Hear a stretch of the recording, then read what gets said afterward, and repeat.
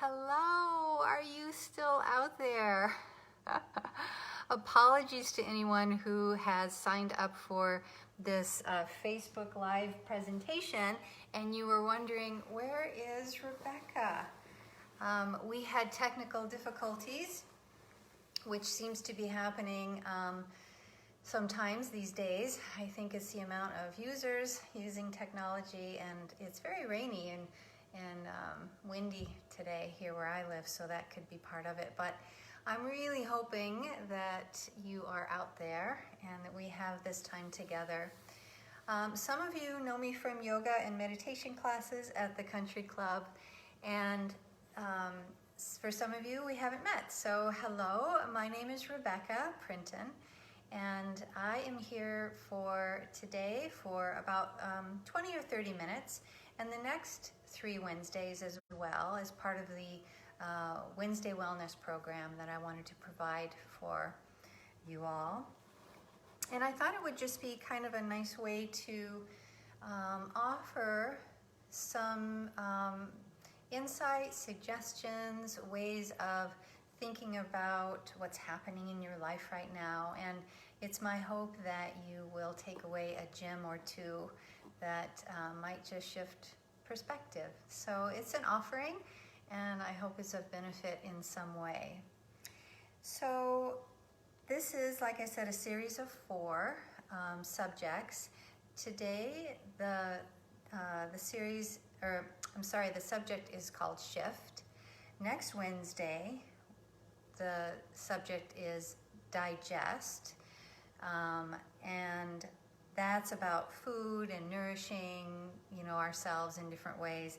The Wednesday after that, we'll talk about movement, because of course it's very, very important to move during this time. And then the 4th Wednesday will be about rest. So different ways of self-care and making sure that we're getting the rest that we need. But coming back today to the subject of shift. So I picked that because I think it's very important right now to be aware of our perspective on things, and we can shift our perspective at any moment, right? It's a choice. And so I thought, well, let's shift. If we can't go outside the way that we're used to doing, let's shift and go inside. Let's spend some time more on introspection. We've got the time. I realize that some people are very busy. They've got families at home and kids and new responsibilities that they didn't have before COVID-19. But it's always a personal choice to check in and see how you're doing with whatever it is you're dealing with. So, wellness. Let's talk about shifting into wellness, that internal perspective.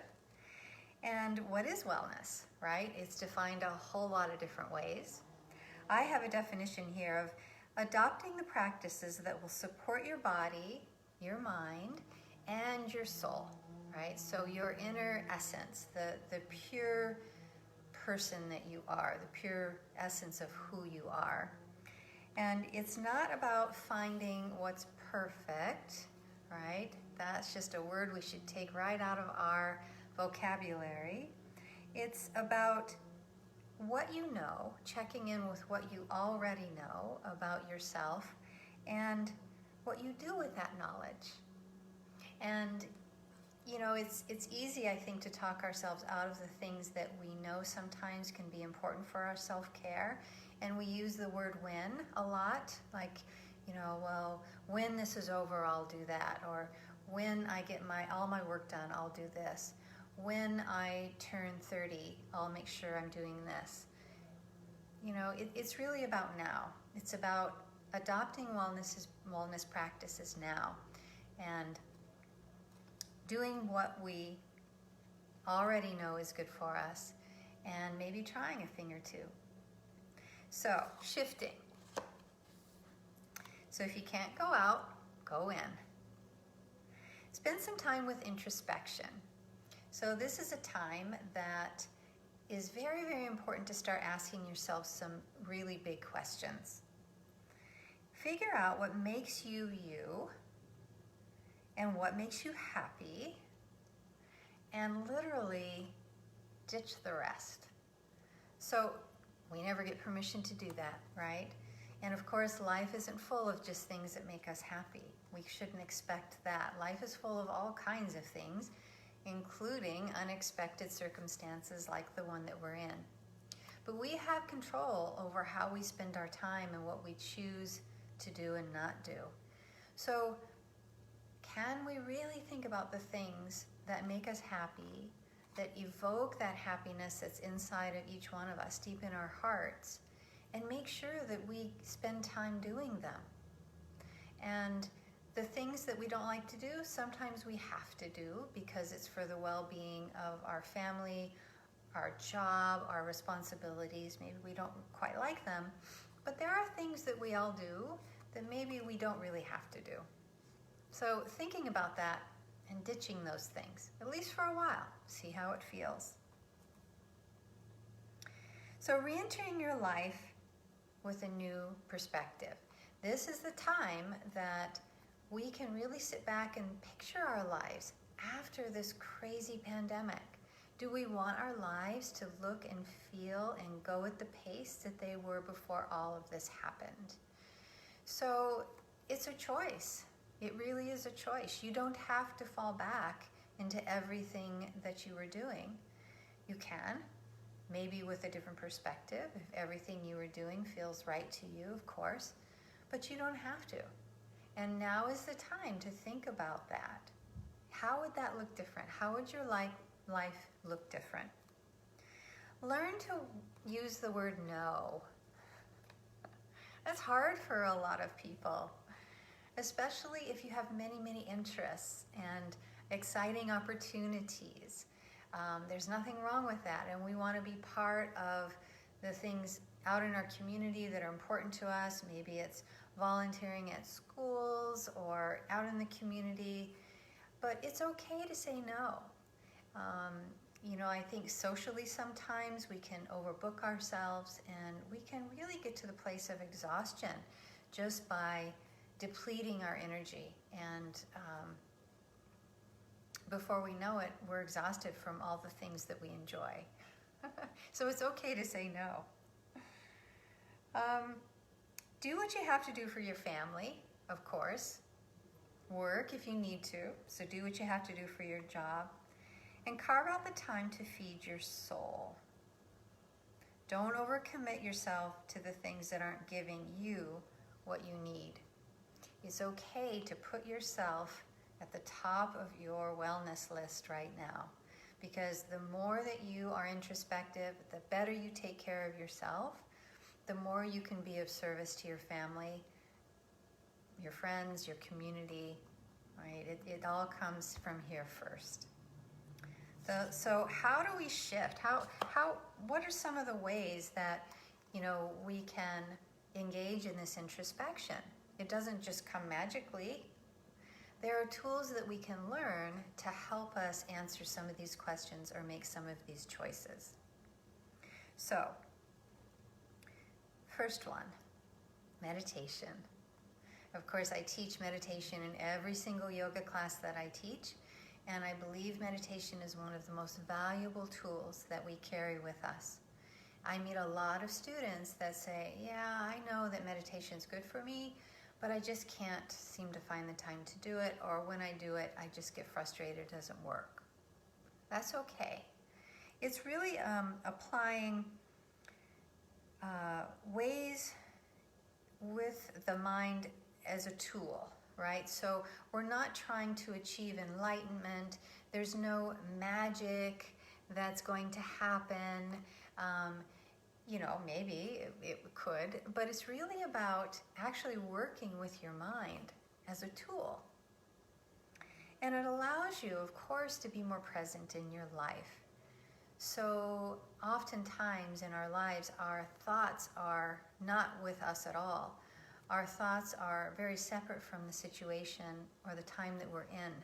We're thinking about something else when we're in maybe a conversation with something, or simple processes of the day like cooking a meal. Rather than being in that process, we're thinking about what we have to do after. Right? So meditation is a tool to really be more present in your life. It helps harness your thoughts and develop this focus and this clarity. I've talked to a lot of people recently since all of this pandemic has happened, and they say, I just can't concentrate.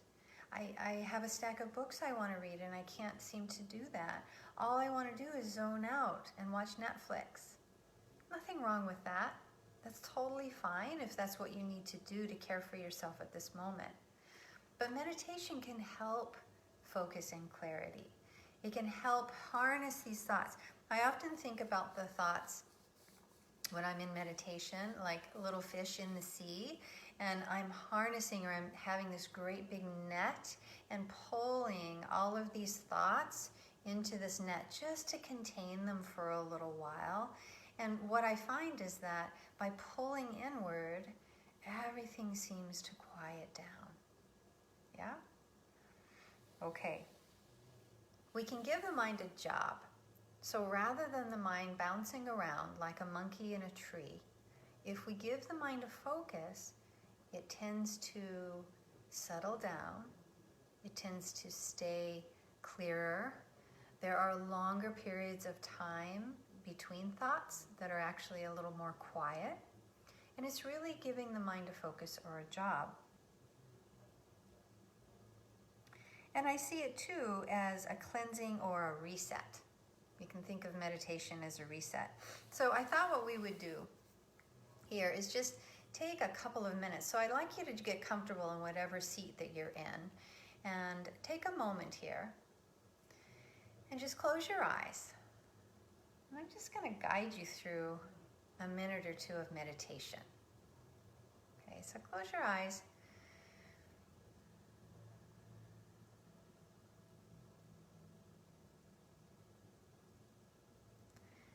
Now you may have already noticed that your mind is already telling you something. That's okay. That's the nature of the mind, to think. But let's give your mind a job. Focus now on the seat of your pelvis. So really feel where your seat matches your chair, your couch, your cushion. And keep your focus there.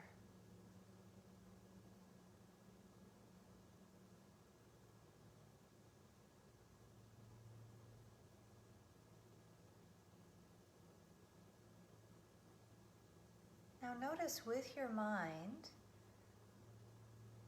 really focused on that one place in your body, can you keep that focus and allow your body to come down into those points that meet the cushion or the chair?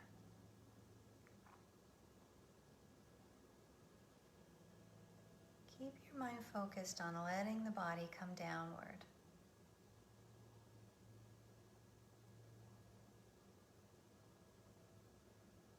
This is what we call grounding in yoga and meditation, and it's just really coming into your body and giving the mind a focus.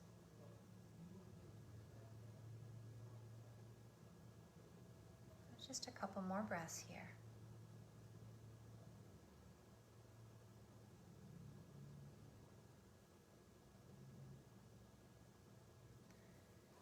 And then slowly open your eyes. And just notice, how do you feel just after a minute of sitting in stillness and focusing your mind? So I encourage you, as part of one of your self-care practices, is to meditate daily. Even if it's just 1 minute, 2 minutes. Just being present, bringing your mind to one thing.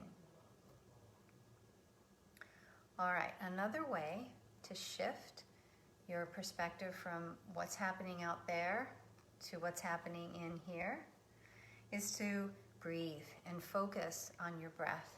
Add some breathing exercises. Why?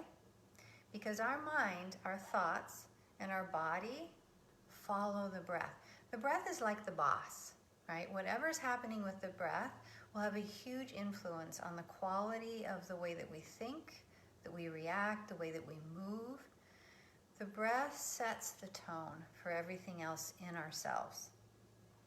So, just because you're breathing involuntarily, right, the body breathes itself, doesn't mean that you're breathing efficiently.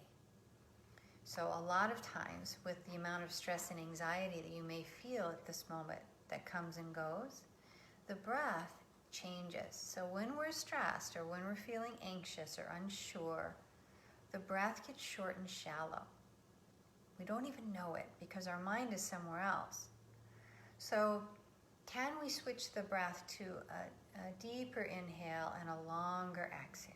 A slightly deeper inhale and a slightly longer exhale. What that does is it tells the nervous system that everything's okay. That yeah, we may be in a bit of a mess right now, but it's not forever, and we're going to come through this. So use your breath as a tool. So breath is a way of connecting to our source. So this is something bigger to think about after we leave each other today. If you have something in your life that is a personal source of inspiration for you, it could be a faith, a religion that's important to you. It could be nature. It could be universal energy. It could be nothing, right? You are just who you are without that inspiration. That's fine too. Breath, they say, is a connection to our source. So it's a connection, of course, to all of us because we all breathe when we're alive, but it's also a connection to something bigger, right? Universal energy or a source of inspiration. So you can take that or leave that. Maybe from a scientific perspective, the breath is just what keeps us alive, which is pretty darn important, right? But when we connect to source, it reminds us that we're just this little tiny speck really in the universe, and that everything is much bigger than it feels like right now in this moment, and that we're all going to come through this and we're all going to be okay. So we're going to take just a couple of minutes to do a breathing exercise. All right, so again, can you find a comfortable seat? Close your eyes. And for 2 minutes, I'll time you. I'd like you to count your inhale. So every time your body inhales, count it. And sometimes if your mind wanders off, that's okay. You'll lose track. But you just come back and start all over again. So let's practice that.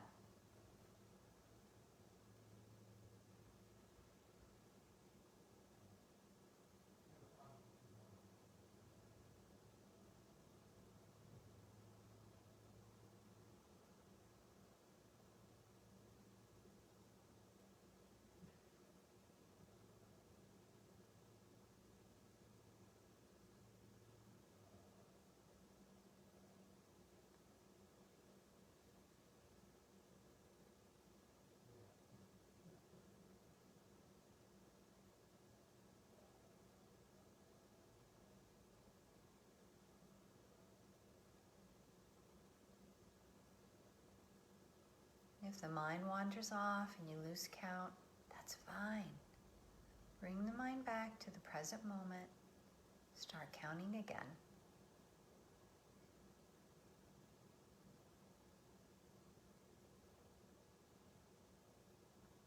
Maybe it feels good to just inhale just the tiniest little bit bigger or deeper.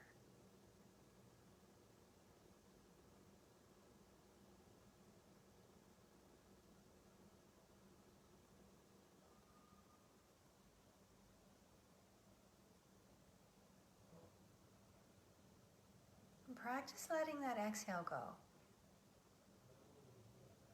Oftentimes, when we really allow the length of the exhale to be complete, we ground down even further into those sits bones.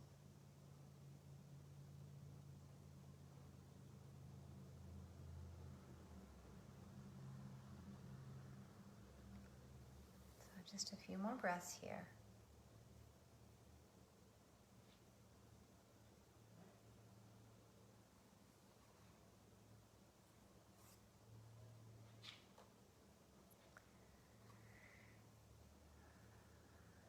And then slowly opening your eyes. And simply noticing, what was your breath like? Was it short? Was it shallow? Was it deep and full, or was it somewhere in the middle? So breathing exercises can be a tool for going inside and really checking in on how you're doing, a more introspective approach to what's happening. And it's a tool that you can take anywhere with you. So if you're feeling stressed in the car, or maybe you're at the grocery store standing 6 feet away from someone, just find your breath. It's a great tool. Okay, the third way of working with introspection and shifting that perspective is journaling. Have you ever journaled? Some of us have. I think the number one rule with journaling is to just let your thoughts go on paper. And you can grab whatever notebook you have around the house, some old piece of paper if you want, or the next time you're out, you can buy yourself a beautiful journal. That's a special gift for you. It can go either way. But there's no real rules with journaling. That's what's wonderful about it, because it's an outlet. Of course, talking and sharing with people or animals is an outlet. But there's something about writing that we can just let the words go on that piece of paper without any judgment. Okay? No one's going to see anything that you write. You can write anything you want. And just getting it out on paper feels really, really good at times. So there's no judgment, there's no blame, there's no shame, there's no ridicule. It's just getting it out. So when we actually go through the physical practice of writing, it's our left brain that we're using, right, to actually do the writing. And it's said that when our left brain is busy doing this, it frees up the right brain for more creativity and creative thought. So oftentimes what I've been told is as you're journaling and writing, all this creative stuff can come out. You know, ideas that maybe you didn't have before or just harboring inside, and just shifts, and you just write it all down. So pay attention to the inner voice on the paper, because that could be something really worthwhile. And it's, you know, it's like thoughts are coming out, but sometimes you write them and you think, well, where did that come from? I had no idea. I was actually feeling like that. And you can take those words to heart or not. Again, it's all really an open process. So I'm going to pretend that we all have a journal with us at the moment, and I'm just going to ask you a question that would be a good prompt question if you sat down to do some journaling. So the question would be, what is your biggest worry right now? Take a moment and just write that down in your mind. What is your biggest worry right now?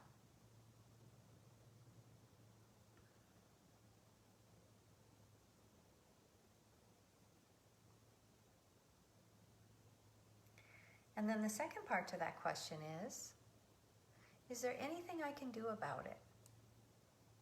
And that's a really powerful question. Because of course we all have worries right now. We all have worries even without this pandemic. But is there anything that we can do about it? So, you know, worry is a load that we carry around. And sometimes worry can bring things to the surface so we can act upon what it is we need to do. We take action and we leave some of that worry by doing something about it. But so often we worry about things that we have no control over. We have no control over what's happening with this COVID-19. So worrying about it just makes that load heavy that we carry around every day. So it's a good question to ask. Can I do anything about what it is you're worried about? And if you can't, try your best to let it go. So that's the power of journaling. Journaling can be a really effective tool. And then the last tool in our shift subject is what I call the gratitude attitude practice. So one of the main differences between happy people and unhappy people is how grateful they are. And I first learned this, well, I've been thinking and studying this concept for a long, long, long time because I really come from a place of gratitude in my life. I truly believe that there is always, always, always something to be grateful for, no matter how hard a day can seem. But my first trip to India, I went to India with just, an idea of what I would see, but I had no idea really the depth of poverty and people in need in India. And spent a lot of time there, but what I realized was, these are people that really struggle in many ways, especially compared to my American lifestyle where, I don't struggle every day just to find food, for example.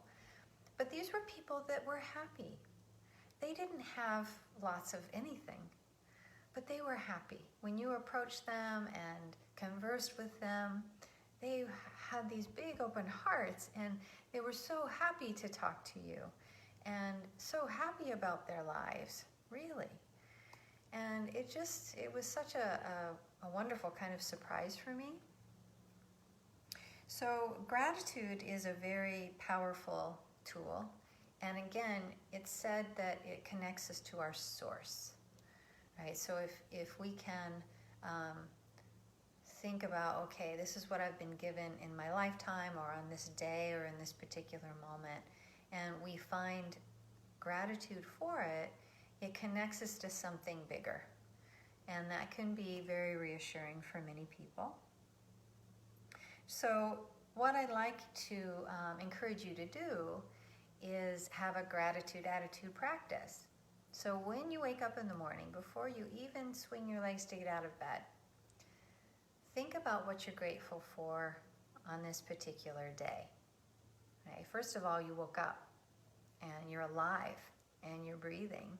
Maybe you do some breathing practice. Second of all, you've warmed up, you've woke up in a warm bed in a house that's safe. The list could go on and on. It can be just simple things like that. Or grateful for what might be ahead in your day, or grateful for the people that you're with in that day, or you're going to Zoom with on that day. And then at the end of the day, same thing. Can you take some time before you go to bed, write it in your journal if you want, or think about it as you fall off into sleep. What was this day like? And what were the things that were wonderful? And even the things that were difficult? What did I learn from them? And what am I grateful for? So that's a wonderful practice that you can do. Who am I grateful for? What can I appreciate? There's always, always, always something to be grateful for. So I am going to leave you now, and I hope that you took away a gem or two from our Wednesday Wellness Chat. And again, I'm sorry for the technical difficulties, but I'm glad that we found one another. And I will be here 10:30 on the next 3 Wednesdays to talk about these different subjects. Next Wednesday is digestion. It's about how we're nourishing our bodies in different ways. The Wednesday after that will be how we're moving. And then the final Wednesday will be about rest. So all different ways that we can take care of ourselves during this time, but also anytime. right? These are principles that we can carry into our everyday lives. So I wish you all a wonderful day. Find something to be grateful for. Take a few minutes to simply meditate if you can. Follow your breath. And I look forward to our time together very, very soon. All right. Goodbye.